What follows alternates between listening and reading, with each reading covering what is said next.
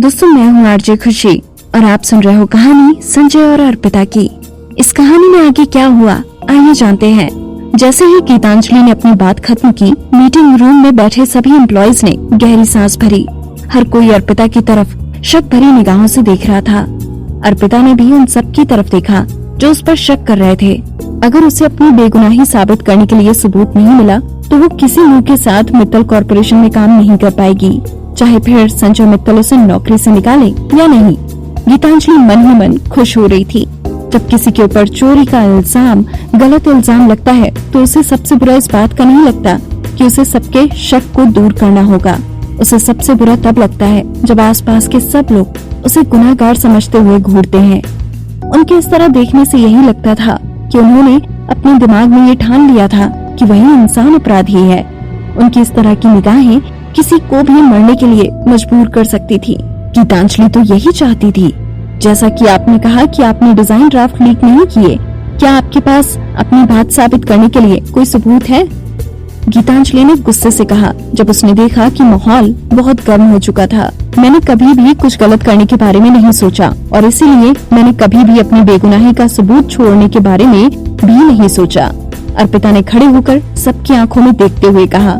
फिर गीतांजलि के सवालों को जवाब देते हुए उसने पूछा, मैनेजर गीतांजलि, आप बार बार कह रही हैं कि मैं ही कॉर्पोरेट जासूस हूँ, तो क्या आपके पास मेरे खिलाफ कोई सबूत है? जैसे ही अर्पिता ने ये कहा, सब तरफ शोर मचने लगा। हर कोई एक दूसरे से बात कर रहा था। जी हाँ, दूसरों पर बिना सबूत के इल्जाम लगाना बिल्कुल ठीक नहीं है ना? मुझे याद है कि सुपरवाइजर अर्पिता अपने काम में बहुत ही काबिल हैं और उनका रिकॉर्ड भी मित्तल कॉर्पोरेशन में काफी अच्छा है। वो कॉर्पोरेट जासूस क्यों बनना चाहेंगी? पर मैनेजर गीतांजलि भी बहुत अच्छी इंसान है और वो ऐसे ही किसी पर इल्जाम नहीं लगाएंगी। इसके पीछे कुछ तो कारण होगा कि वो इस बार इतनी नाराज हैं। मुझे लगता है कि ऐसा हो सकता है कि अर्पिता ने ही डिजाइन लीक किए हों। डिजाइन ड्राफ्ट उसी के पास आए थे और उसके पास अपनी बेगुनाही का कोई सबूत भी नहीं है। चुप रहिए, संजय ने अपना मुंह धीरे से खोलते हुए कहा। तुरंत सभी खामोश हो गए। उसने निराशा भरी नजरों से गीतांजलि की तरफ देखा और बोला, अगर आपके पास कोई सबूत नहीं है तो मुझे इस मामले की जांच के लिए एक टीम को बुलवाना पड़ेगा।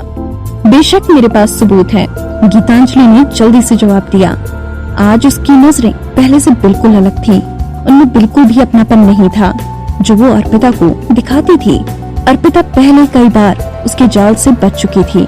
इतना ही नहीं, उसने उसके कई वफादार लोगों को गीतांजलि से छीन लिया था।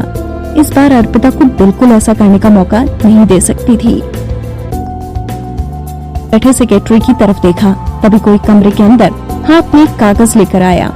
गीतांजलि ने आगे बढ़कर उससे वो कागज ले लिया और सबकी आंखों के सामने लहराने लगी। ये एक बैंक रिकॉर्ड है जो कि मेरे आदमी अभी अभी लेकर आए हैं। हमारे कॉम्पिटिटर की प्रेस कॉन्फ्रेंस से ठीक 1 घंटा पहले अर्पिता के खाते में 10 लाख रुपए जमा किए गए हैं। इस बात को सुनते ही कमरे में जैसे धमाका ही हो गया था। इस नाजुक समय पर इतना सारा पैसा। वहाँ बैठे ऐसे बहुत कम लोग थे जो अर्पिता की इस बात पर यकीन करते कि वो पैसा गैर कानूनी नहीं था। अगर अर्पिता ये नहीं बता पाई कितना पैसा उसके खाते में कैसे आया तो वो आज के मामले से अपना नाम कभी अलग थलग नहीं कर पाएगी। सुपरवाइजर अर्पिता, आपको इसके बारे में और क्या कहना है? गीतांजलि ने ऐसा कहते हुए वो कागज अर्पिता की तरफ फेंक दिया। अर्पिता की गुस्से से भरी आंखों में अभी भी हिम्मत दिखाई दे रही थी। अर्पिता ने अपनी आंखें तीखी करते हुए उस कागज की तरफ ध्यान से देखा और बोली, मैंने आज तक ये पैसा नहीं देखा, आपको ये कहाँ से मिला? अब अर्पिता न सिर्फ वो अकेली इंसान थी जिसके पास डिजाइन ड्राफ्ट थे, बल्कि अब उसके खाते में बिना किसी कारण के 10 लाख रुपए भी थे।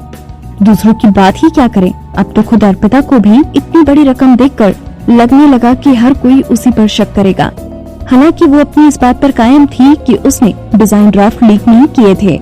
उसके बैंक के खाते में इतना सारा पैसा आना नामुमकिन था जब तक कोई उसे जानबूझकर फंसाने की कोशिश न कर रहा हो। अब तुम कुछ भी कहोगी वो बेकार होगा, सारे सबूत तुम्हारे सामने हैं। गीतांजलि के चेहरे पर एक मुस्कुराहट आ गई। उसने मुड़कर संजय की तरफ देखा और गुस्से से भरा चेहरा बनाकर बोली, मिस्टर संजय मित्तल, अर्पिता ने सच में मित्तल कॉर्पोरेशन को अपने फायदे के लिए धोखा दिया है। हमें ऐसे इंसान को मित्तल कॉर्पोरेशन का हिस्सा बने रहने की इजाजत नहीं देनी चाहिए। अर्पिता ने अपनी पोजीशन का फायदा उठाते हुए कंपनी की कॉन्फिडेंशियल जानकारी बेच दी। ये कैसा अपराध है जिसके लिए उसे जेल में डाल देना चाहिए। जैसे ही गीतांजलि ने अपनी बात खत्म की, वो मुड़ी और मीटिंग रूम में बैठे हुए सभी एम्प्लॉयज की तरफ देखने लगी। हर कोई चुप था, किसी के अंदर इतनी हिम्मत नहीं थी कि इतने ठोस सबूत के सामने कुछ भी बोल सके। अब वो इंतजार कर रही थी कि कब संजय कुछ बोलेगा और अर्पिता को नौकरी से निकाल देगा, जिसके बाद वो आराम से अर्पिता के खिलाफ एक पुलिस रिपोर्ट दर्ज करवाएगी और उसे पुलिस के हवाले कर देगी। कितना अच्छा होगा अगर उस पर बड़े से बड़ा इल्जाम लगे और उसे कई साल जेल की सजा हो जाए। क्या तुमने अपनी बात खत्म कर ली? एक भारी आवाज सुनाई दी। आवाज बिल्कुल वैसी नहीं थी जैसा कि गीतांजलि ने अपने दिमाग में सोचा था। वो बहुत हैरान थी और उसने तभी संजय की तरफ मुड़कर देखा।